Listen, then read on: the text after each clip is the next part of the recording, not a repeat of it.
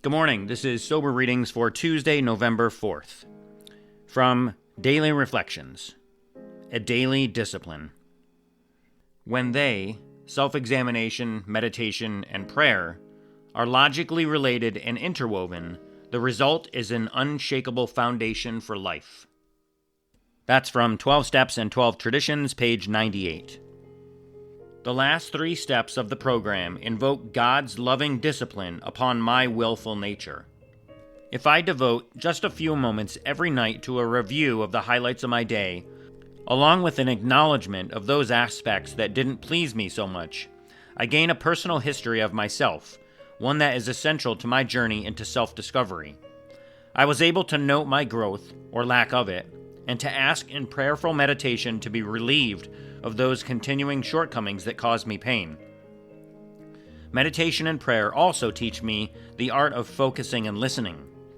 I find that the turmoil of the day gets tuned out as I pray for His will and guidance.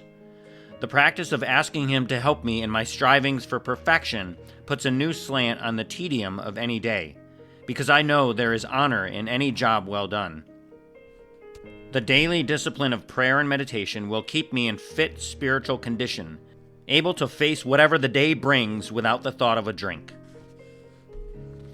Today's reading from the 24 Hours book, the AA Thought for the Day. I can do things that I never did before.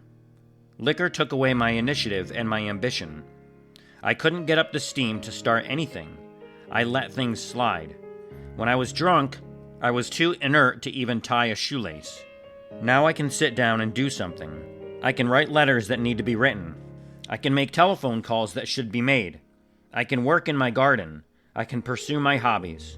I have the urge to create something, that creative urge that was completely stifled by alcohol. I am free to achieve again. Have I recovered my initiative?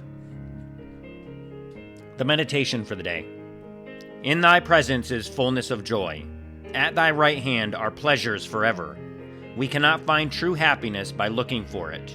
Seeking pleasure does not bring happiness in the long run, only disillusionment. Do not seek to have this fullness of joy by seeking pleasure. It cannot be done that way. Happiness is a byproduct of living the right kind of a life. True happiness comes as a result of living in all respects the way you believe God wants you to live, with regard to yourself and to other people. Today's prayer for the day. I pray that I may not always seek pleasure as a goal. I pray that I may be content with the happiness that comes when I do the right thing.